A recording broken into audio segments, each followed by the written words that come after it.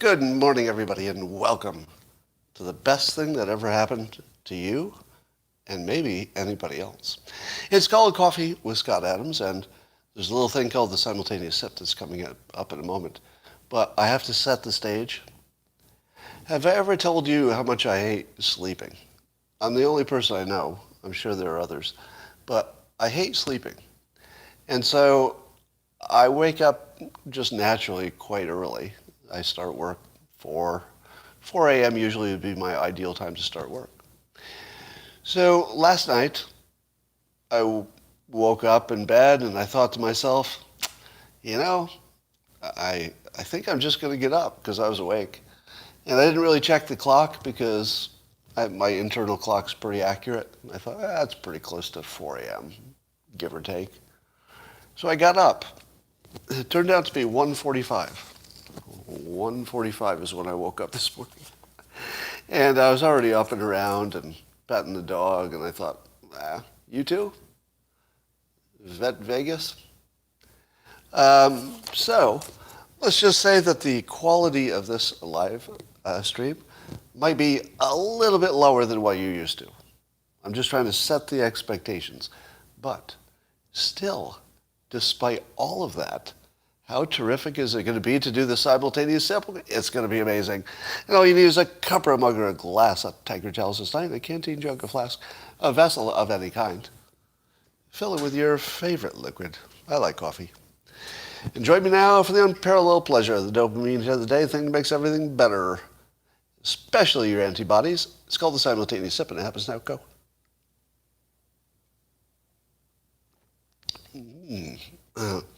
I don't know about you, but sometimes if you're leaning when you have the simultaneous sip, it'll stimulate the antibodies only on the lower side of your body. So if you made the mistake I did, which was leaning while you did it, try this. Lean the other way. There we go. There we go. Antibodies stimulated and evenly distributed. Now we're in good shape. All right, question for all of you. I was just chatting with the local subscribers before I fired up YouTube, and I'm going to ask you the same question on YouTube. Is body language real? In other words, is it a skill which you can learn and apply, or maybe you've already learned it and then you apply it? Is body language real? Go. Yes, yes, yes. Yes, yes, absolutely. Yes, yes, yes. Yes, yes, yes. Okay.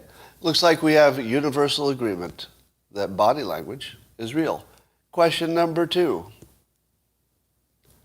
How do you know you're good at reading it? Yeah, you're not so certain now, are you? Here's my observation. It doesn't matter if body language is real or not. For most purposes, it doesn't matter because you don't know if you're good at reading it. That's the problem. The problem is not whether body language is real. The problem is you think you can read it, and you can't. You're terrible at it. It's the same problem with pattern recognition, right? Our brains are pattern recognition machines. And we see patterns and we think they mean something even when they don't. That's why we have science to essentially get around our own illusions about patterns. Well, don't you think that your pattern recognition is what's driving your interpretation of body language? All right, so now you all think that body language is a real thing. You got real quiet. Here's my next question. You ready to have your brain blown off? You ready? You ready?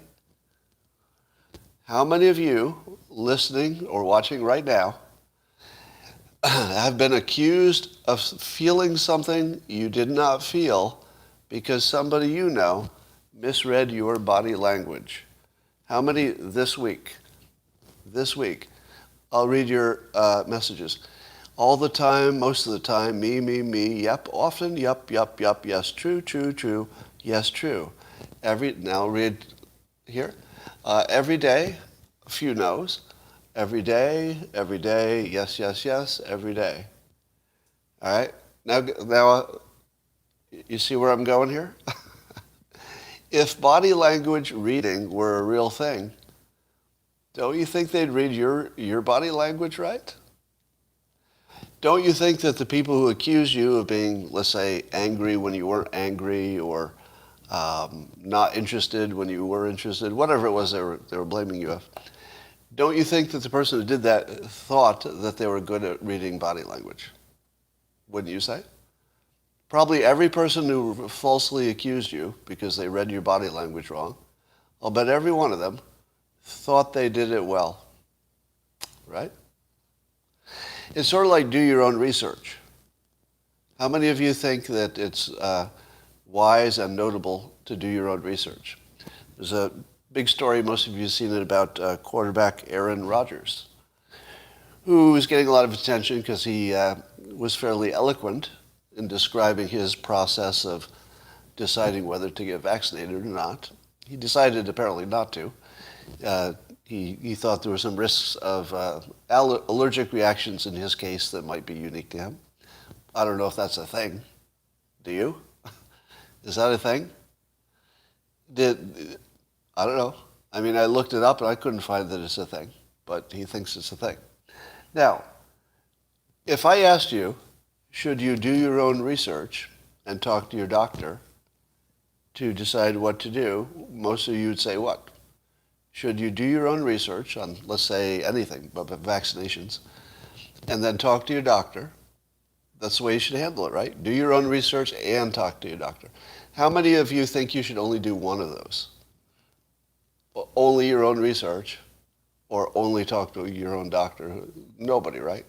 You would all agree 100% that you should do your own research and then talk to your doctor. You know, doctors are saying different things, right? They're not all saying the same thing. So how do you know you got the right doctor? You're basically imagining that you were good at picking a doctor. You probably didn't pick your doctor. Most of you just sort of took the doctor that was there because you don't know how to pick a good doctor from a bad doctor. So, and similar to getting a financial advisor. There are more financial advisors than there are stocks. How do you know you got a good financial advisor? They don't beat the market more than a monkey with a dartboard. They usually do worse than a monkey with a dartboard. Let's say compared to index funds. So here's the problem that we run into all the time. Body language is totally real, but you can't do it. You just think you can. Financial analysis, in which you look at the pros and cons of companies and study their balance sheets and look at their business model and study the management quality, that's very real. You can't do it. But you think you can. You think you can. Likewise, doing your own research to decide what you should do about vaccinations, you think you can do that, but you can't. You can't. Likewise, almost everything that you see on Twitter that's a graph or a chart or is proving something, you think you can read that and come to a decision that's pretty good. But you can't. You don't have those skills. Nobody does. Basically, nobody does. You know, the reason that I continually promote people like Andres Backhaus and Anatoly Labarsky is that they seem to be very close to having those skills, but of course nobody's right all the time, right? So when you don't know how bad you are at something until you see somebody who's good at it. Would you agree with that? Would you agree that, generally speaking, it's impossible to know how bad you are at something until you meet somebody who's good at it? Take singing, for example. Suppose you had never met a good singer. You probably thought you could do it. And then you meet Mariah Carey and you say, oh, okay, I don't know what I was doing, but that wasn't singing. That's singing. Whatever I was doing, I don't even know what that was anymore. Right? So the problem is you'll never meet somebody who's good at body language, because there aren't many of them. I don't know if there are any of them, really. But I'm assuming that the people who study it, you know, professionally probably are pretty good at it. Pretty good. But you're never going to meet them, right? and it's not you. So you should, all I would encourage you to do is have some humility about the assumption that you can do your own research. Now, let me give you my macro opinion of Aaron Rodgers. A bunch of people sent me his video and said, hey, this is really persuasive. This guy gets it. And here's where he lost me. He lost me when he called himself a critical thinker. So far, so good, right? Called himself a critical thinker. And then he demonstrated it by saying that he did his own research. That's where he lost me. Because if you're a critical thinker, you know you can't. If he were a critical thinker, he would know that he can't do his own research. Not in any reliable way. I mean, even if he were a top researcher, he probably couldn't. Let me give you another example.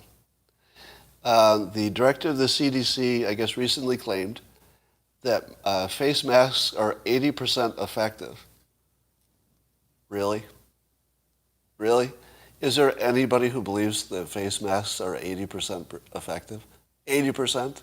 Even the people who are in favor of them are giving numbers that are like sub 20%, and we're not even entirely sure about that, right? So, of course, this caused somebody in the comments to that, there was a tweet about it. And as soon as I saw it, I thought, that must be a typo. Didn't you think that? If you saw that the director of the CDC, the director, if you read something that said she thought masks were 80% effective, wouldn't you think that was a typo? Or just didn't really happen? But apparently it did. It did. And apparently, and I didn't know this, there are a whole bunch of studies that show that masks are 70 to 80% effective in certain situations that are basically not this one. How long did it take for somebody to reply to the tweet that showed a whole bunch of studies that show masks totally work? How long did it take somebody to paste a whole bunch of studies that show masks totally don't work? About a second. So right next to each other on Twitter is a link to an article that mentions a whole bunch of studies, masks totally work, and then another one, a whole bunch of studies, masks totally don't work. So when Aaron Rodgers goes to do his own research, how does he sort that out? Now, he was talking about vaccinations, not masks, but it's a perfect example. Do you think Aaron Rodgers, with whatever skill stack he brings to this, could be a critical thinker and then sort out whether masks work or not with two completely different sets of answers? I can't. Could you? How many of you could do that? Right? So he did his own research, but it's absurd because he never knows what he doesn't know. Right? If you're from the outside of an area of expertise, unless you're unusually smart, unless you're Elon Musk smart, you can't enter somebody else's field and like figure it out. That's not a thing. It's a thing for the smartest among us, but it's not a thing generally speaking. And it's certainly not a thing that Aaron Rodgers did. So when he calls himself a critical thinker, I challenge that. Because a critical thinker would know that you can't do what he claims to have done. It's not doable with the brains we have and the information that's available to us. It's just not doable in any rational way. All right, let's talk about this. I am so interested in this Steele dossier story update because something's happening, right? And I don't know exactly what it is. Because some parts of the media are treating it like it's not even a story. But it looks like it's the biggest story. And so we have these two movies running at the same time that it's the biggest thing I've seen in years, or it's nothing. Or, just some weasels did some lying. That's about it. So it's either some weasels did some lying, or Hillary Clinton was behind, or her campaign was behind, a legitimate plan to overthrow basically to cheat in the major election and or overthrow a sitting president once Trump was elected. It's either, what is it? Is it the worst thing in the world or is it nothing? Do your own research. Go look at the media. Do you think you could figure it out if it's nothing or it's a whole bunch? Well, I think this story is telling you how deeply the intelligence assets in this country are embedded in the media. That's all this is telling us, right?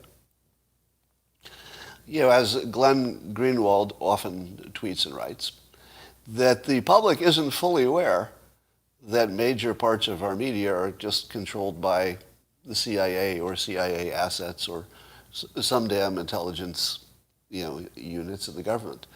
And this isn't conspiracy theory stuff. This is really well documented stuff. I don't know if anybody even, I don't think there's anybody serious who even doubts it, right? That our intelligence agencies directly influence the news. And so when you see that this story is sort of semi-disappeared, it's definitely covered, and the opinion people are talking about it, but it should be the main story, I think, and yet sort of downplayed everywhere. Now, actually, that's an exaggeration. The Washington Post covered it, so I'll give them that. Jonathan Swan, I think he's Axios, tweeted the Washington Post coverage. So I looked on Axios to see the coverage, and there wasn't anything today, but I'm sure they covered it originally.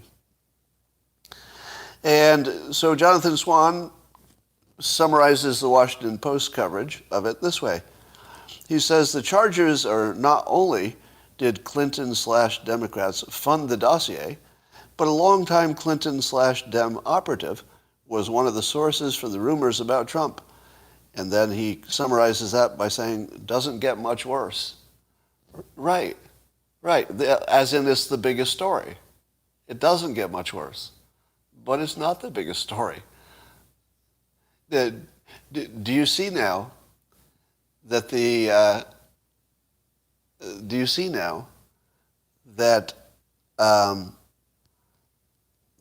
there's somebody deciding what a story is?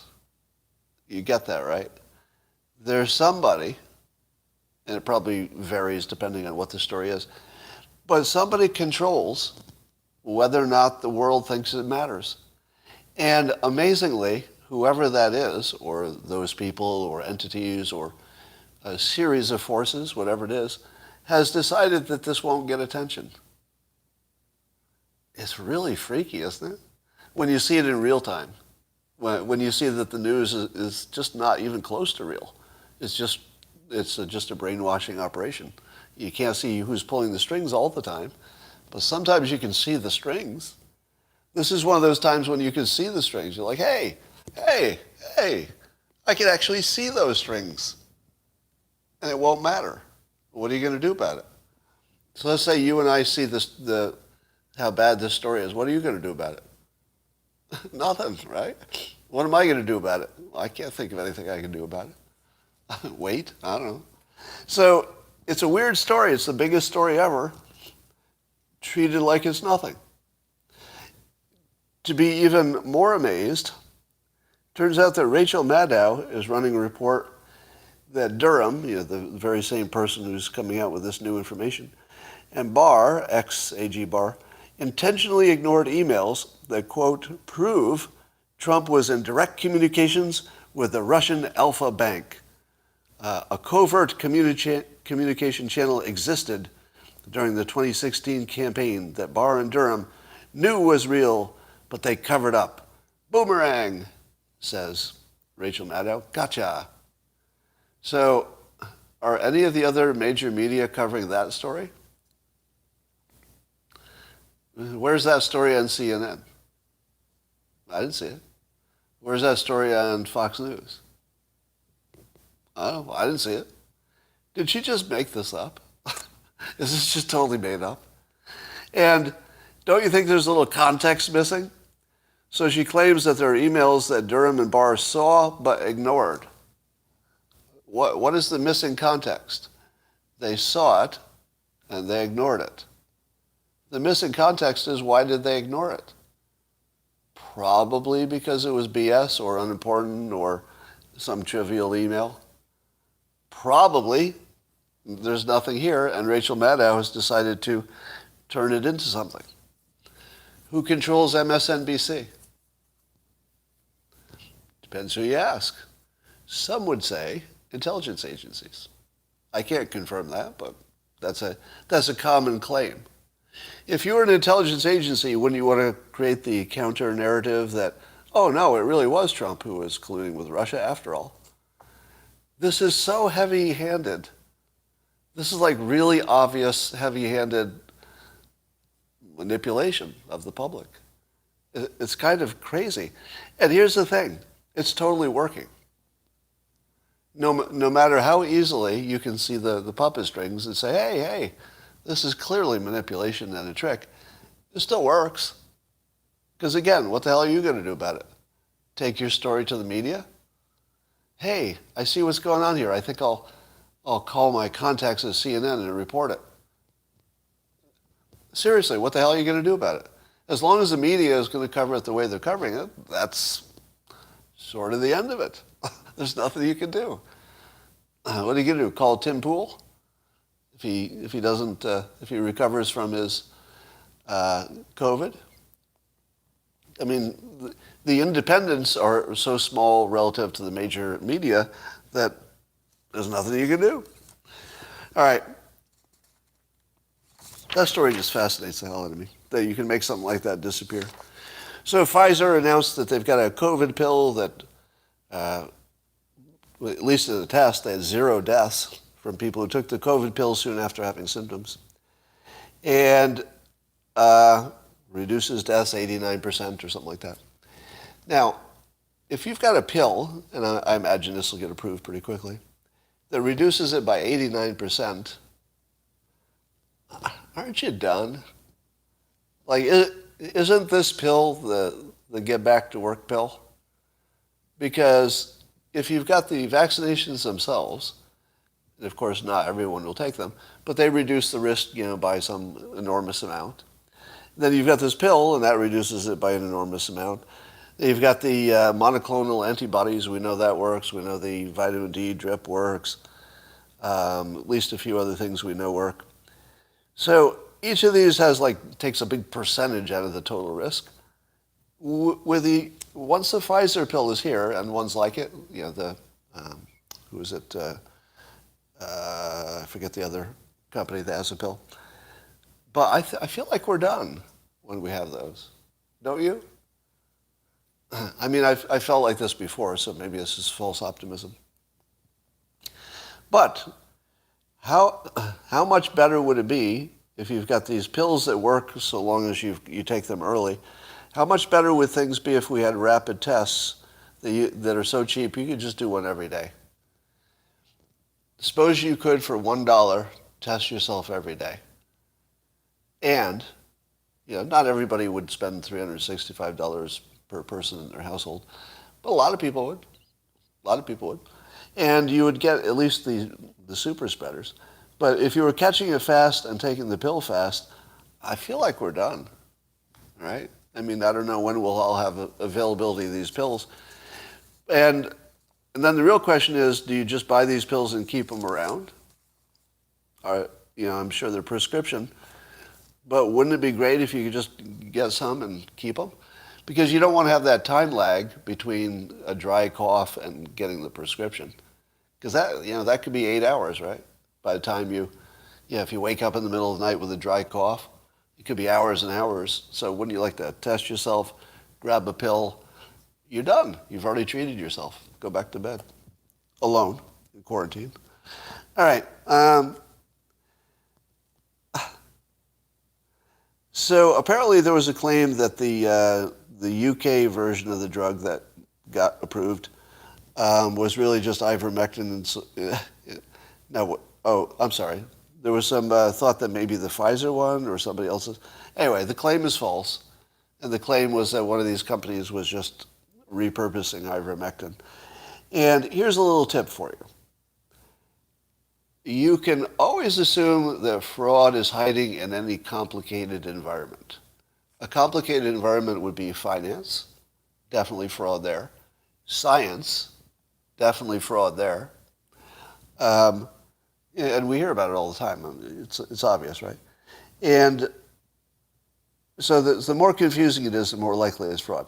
But when you heard, the first time you heard this rumor that one of these big companies was just going to try to slip ivermectin into a different name of a pill, that, you should have known that wasn't a thing, because it would be too easy to catch them, right? How hard would it be for somebody to just, somebody who knows how to do it, to take a look at it and say, this is just ivermectin, you guys have been screwing us?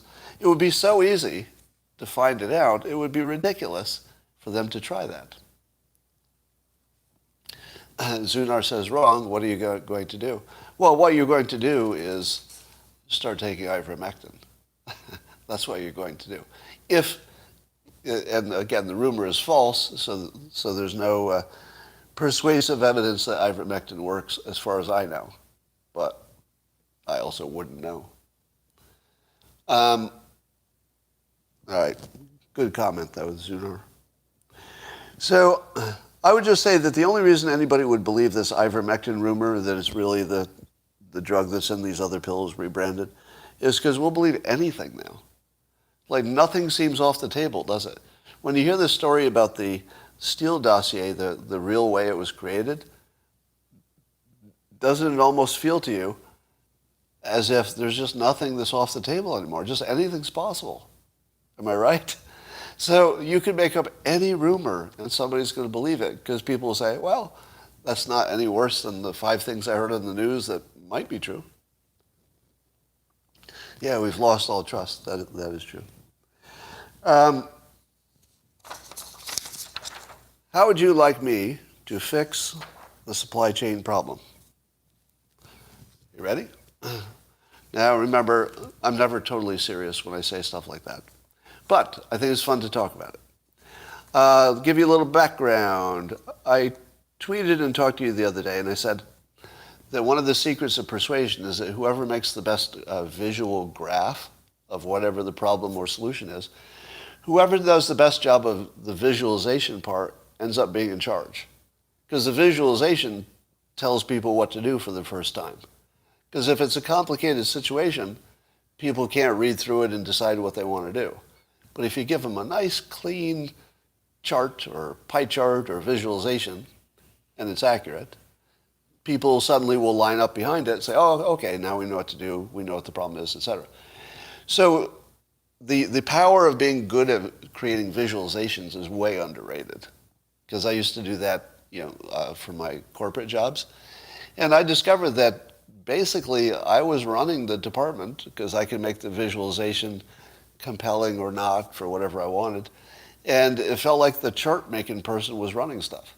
It certainly felt like that when I was making the charts, because I could make them good or bad if I wanted. So, hearing my explanation of the power of charts, Ryan Petersen, CEO of Flexport, who you already know because he did a terrific thread in which he went to actually visited the ports. He's he works in this industry, so he knows what questions to ask and where to look for problems. And he came up with a pretty good analysis, a very good analysis, actually. So good that the governor of California called him to see what was going on, see if he could help. So it was that good. And then he followed up with building a presentation that's really good. Really good. So you can see it on my Twitter feed, or just look for Ryan Petersen. The sen part on the end is S-E-N, Petersen, CEO of Flexport. And you can see his stuff there, and I recommend it. Because I think it's really fun, actually, weirdly. Because I'm a total nerd about business models.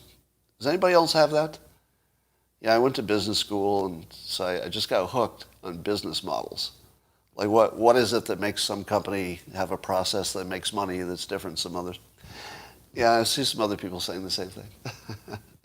That business models are just endlessly fascinating to me.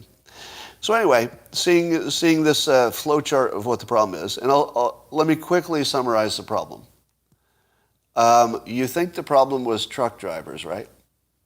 How many of you have been told the problem is not enough truck drivers? Well, that is a problem-ish, but it's not the immediate problem. It's not the reason stuff is backed up.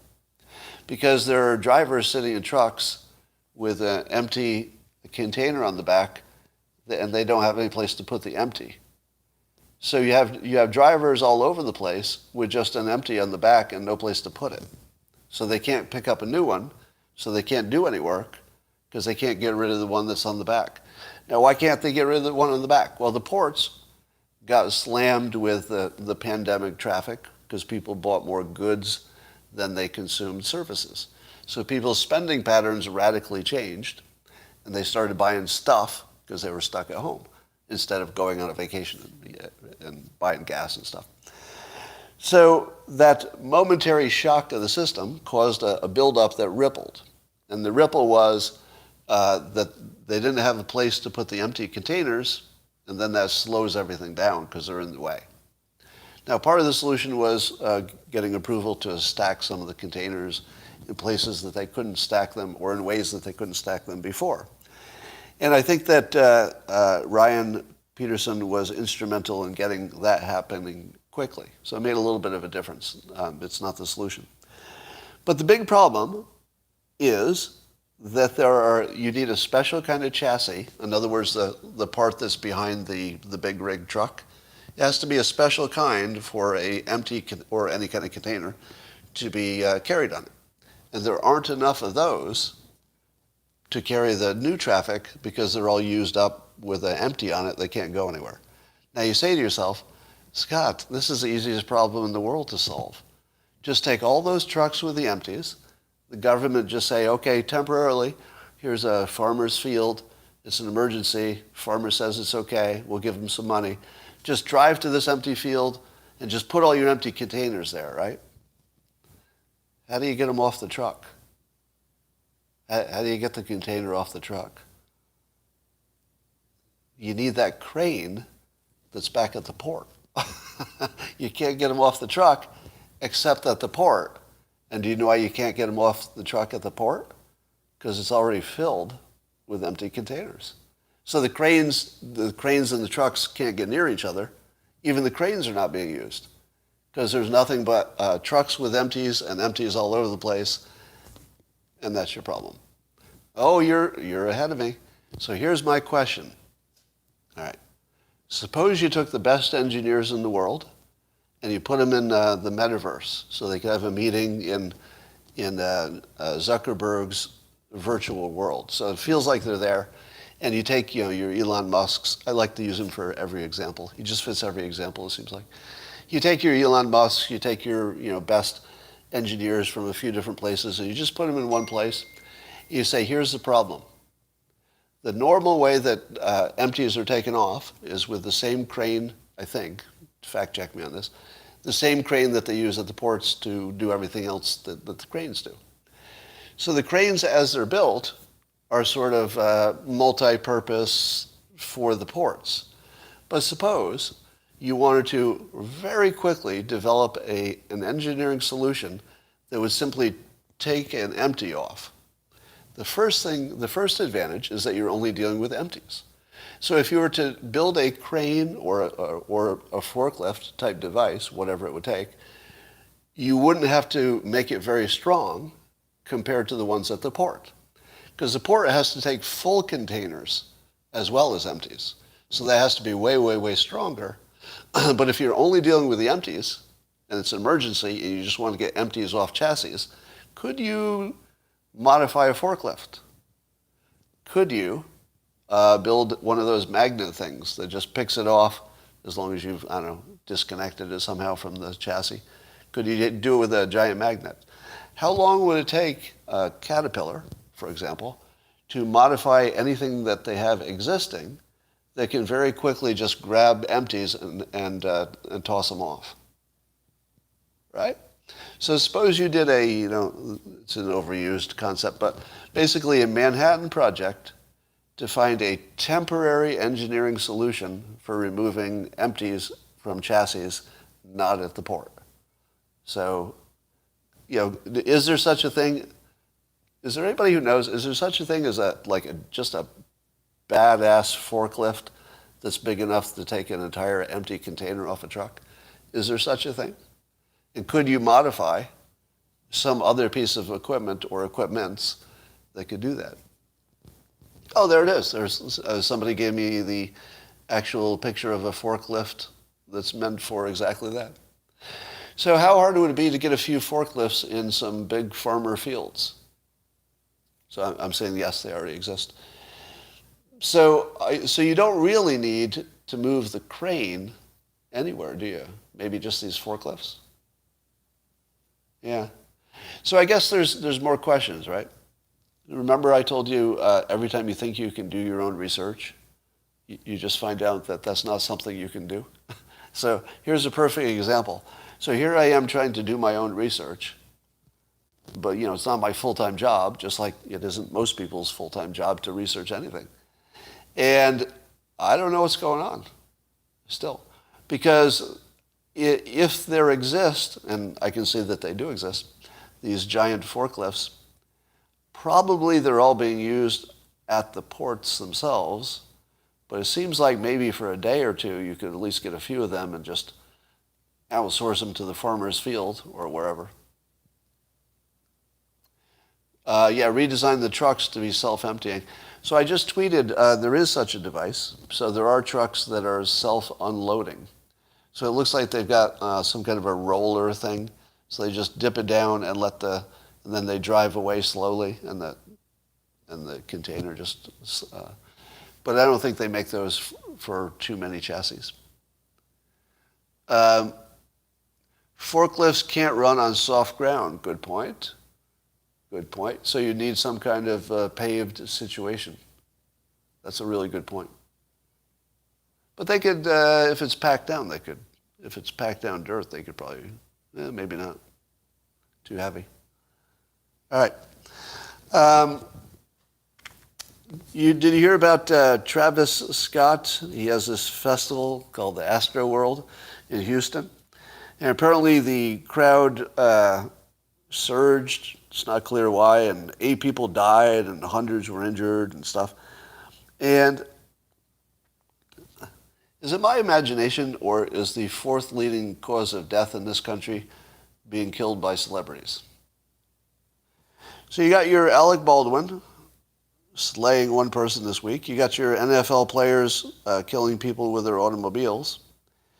You got Travis Scott gives a concert and kills 8 people. Then you've got all your celebrities who are so thin that it's causing a generation of kids to have body image problems and die of eating disorders and suicide. And here's a question I ask you. So there are several examples of celebrities who've killed people. Just this week, there are 3 examples of celebrities killing people within the week, or 2 weeks, I guess. Now, think about your profession.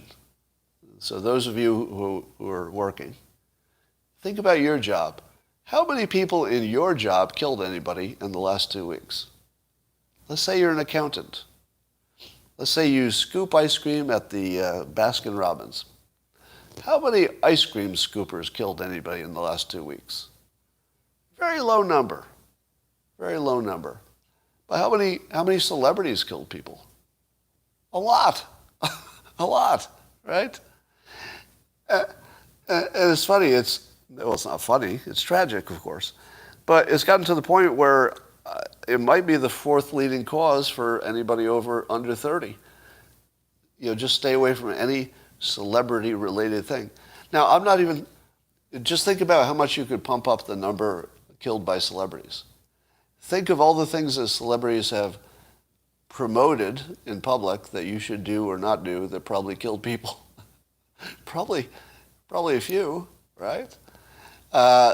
Depending on your political leanings, if you're of the camp that says abortion is murder, then you've got the celebrities, supporting abortion. So depending on your point of view, you'd say, well, let's chalk up some more to the celebrities. I don't know, celebrities seem very, very dangerous, is what I'm saying. That's what I'm saying. All right.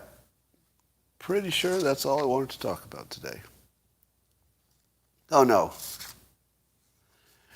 I would like to remind you At the beginning of the pandemic, one of my predictions was that you can't tell how any country would do in the first few innings. Anybody remember me saying that? Just so we can verify that I said that right from the beginning. I said you won't be able to tell what countries are making the right decisions, and that leadership won't even be a variable you can isolate. Everybody thought that you could do that. I think I'm the only person who said from the start, you'll never be able to do it. So what's the news today? Well, it's the opposite of what it used to be, and yet leadership hasn't changed. So there's probably not that much difference in leadership in Europe versus the United States, but suddenly Europe's having problems that we're not having. So Europe's now the epicenter of the pandemic as of today. Germany reported its highest number of new coronavirus infections in one day since the pandemic began. And new cases across Europe have risen 56% and everything. Now, I'm not going to tell you that the United States did better than Europe. What I will tell you is we don't know why anything is working. We still don't. Even the most basic thing, which is, well, the most vaccinated country should be in the best shape, that doesn't even seem to hold at this point. But the one thing I'm pretty sure is true is that there wasn't enough of difference in leadership changing in the United States, really in terms of the pandemic. Even Biden isn't that much different than Trump would have been. I don't think Europe changed that much, leadership-wise. So leadership just doesn't predict. Is there anybody who's willing to agree with me at this point that leadership did not predict outcomes? Anybody? Is anybody willing to agree with me that leadership did not predict outcomes? Oh, I got some agreement. Okay. Nope. All right. So we got some agreement there. That's all I can ask for. All right. Here's a little thing from Twitter. Twitter does this cool thing where if there's a big story and lots of tweeting on it, they'll put their own editorial summary of what's going on with all the tweeting on that topic. And I always like that because it's a real good, fast way to learn what's going on. So I like the feature a lot. But here's one way that they describe something. And you tell me if this is biased or not, all right? I'll just read the summary. It's a bullet point, 1 of 3 bullets under what you need to know that I assume Twitter editorial wrote. And I quote, "Public health officials warn against taking ivermectin, a drug often prescribed for animals that can be dangerous for people to treat COVID-19. Now, does that sound a little bit biased? Do you think there was a better way to phrase this so you didn't suggest that people taking it were taking horse medicine, which of course is horse shit? This is like just mind-boggling that somebody could write this sentence.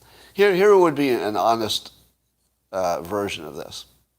Public health officials warn against taking ivermectin, especially the animal version of it, because it hasn't shown to be effective, according to them. This is not me talking. And the animal version especially could be dangerous to humans. Now, it takes a little bit longer, but at least it's clear, right? I would like to know that there's an animal and human version, and I would like to know that if you took the animal version, you might have some problems, but if you took the human version, not so much. I mean, that's the story, right? Shecky is still saying ivermectin saved lives all over Africa. I don't think so. I don't think so. And I know you've seen information that would suggest that. I don't think that's going to stand up. I would make a very large bet that ivermectin is not saving Africa. I mean, I don't know what's going on there, and I'd like to say also, whenever I make a statement like that, I can never be 100% sure. Can you accept that even when I talk with confidence, you can't really be 100% sure of anything? We don't live in a world where anybody can do that. Not me, not you, not anybody. So when I say things that sound like absolutes just in your mind, translate that into not quite an absolute. All right. Um, and now, I believe I've done my tiny bit of duty to help the supply chain, because I feel like the supply chain problem is one of those things where there are enough brains and resources in existence, but hasn't quite been focused in the right places at the right time by the right people. And Ryan Petersen, I would say, is the most productive person on this. And if I could give him a boost to boost his signal, then I think that collectively we've done something good. Because it goes without saying, but I'll say it anyway. People always say, after they say it goes without saying, they always say it anyway, that my ability to boost Ryan Petersen's signal, which I think has been productive, it may have been part of what got the governor to call him. We don't know for sure. But you can only do that because there are a lot of people paying attention. So that is all your power. If I helped you focus it in a productive way, that would be great. Infrastructure bill got passed. So boring. So that's the part that a lot of people agreed on, just the pure infrastructure, the real infrastructure part. And how would you know if that's a good idea? How would any of you know if the infrastructure bill, and by the way, they've separated out the social programs, and now that's going to be part of the Build Back Better separate bill. But the one that really was infrastructure, which would it take them 3 years to get an infrastructure bill? So you can't be too happy about that. But how would you know it's not all just pork and bullshit? How do you know it's in that thing? I don't know what's in it. I mean, I like the idea of infrastructure. Now, here's another question. We started this infrastructure bill thing in 2018 when the economy was a very different economy. It was pre-pandemic, pre-massive run-up of the debt, at least as much as it did run up. And here's my question, and I don't know the answer to it, so it's not a fake question. It's a real question. Should we be stimulating the economy right now?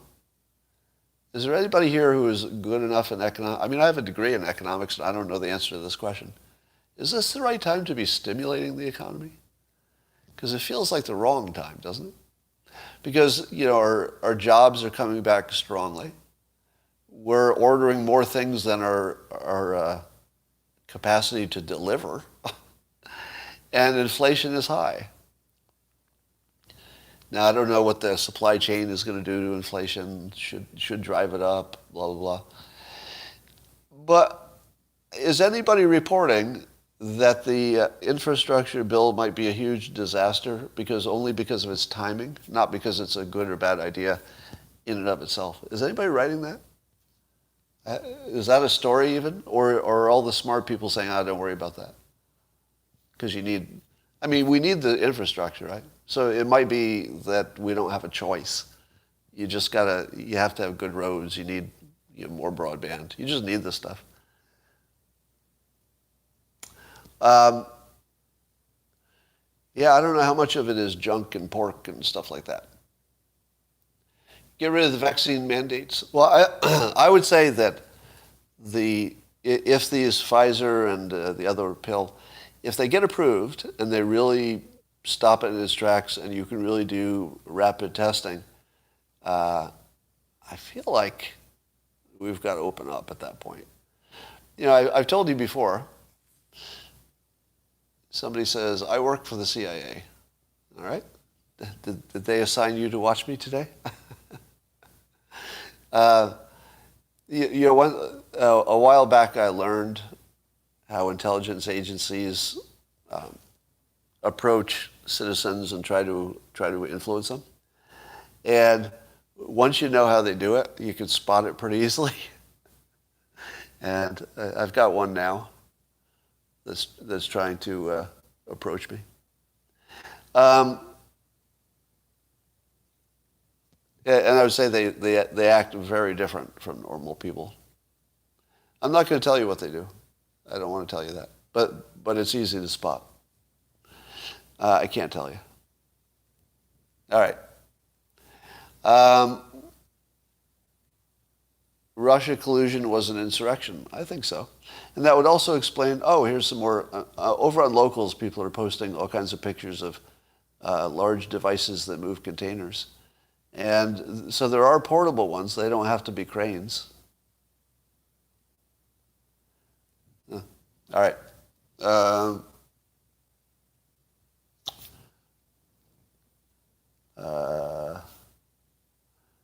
National Guard has some.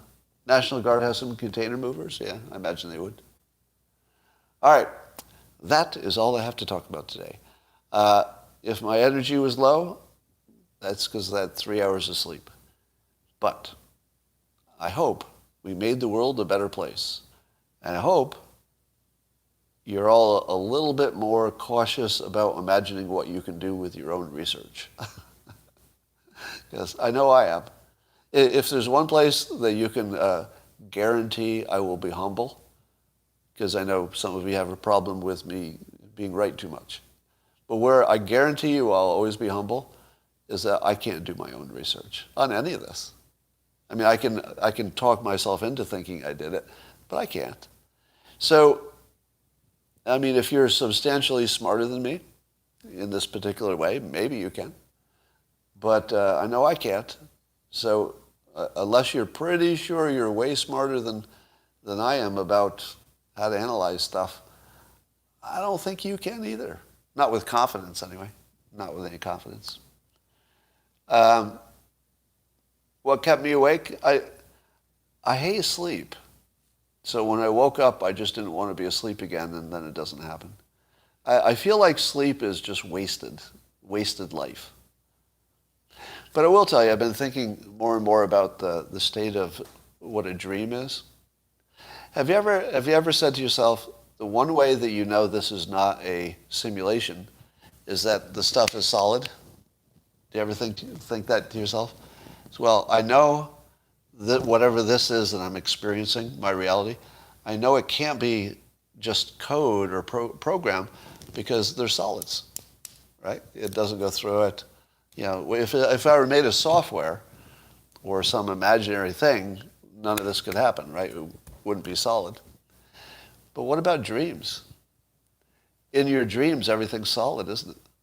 In your dreams, things have weight, don't they? In your dreams, there's still gravity. So apparently, we absolutely, routinely, pretty much most of us every night, have an illusion in which there is full weight and gravity and all the rules of physics. Sometimes you can fly in your dreams. Sometimes. But the question of whether you can imagine solids when there are no solids, it has been answered. Yeah, you can. It's called a dream. That's just one way you can do it. All right. Which is different than virtual reality, because when you've got a virtual reality goggles on, you can't actually feel any of the objects. So that's less than a dream. A dream, you have the sensation that objects have weight. Dreams are software updates. Could be, or defragmenting. It feels like defragging to me. So Scott doesn't have spirituality, I guess. It's all just a waste. Is it? I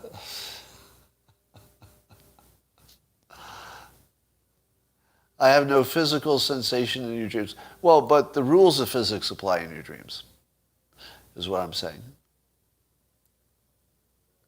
I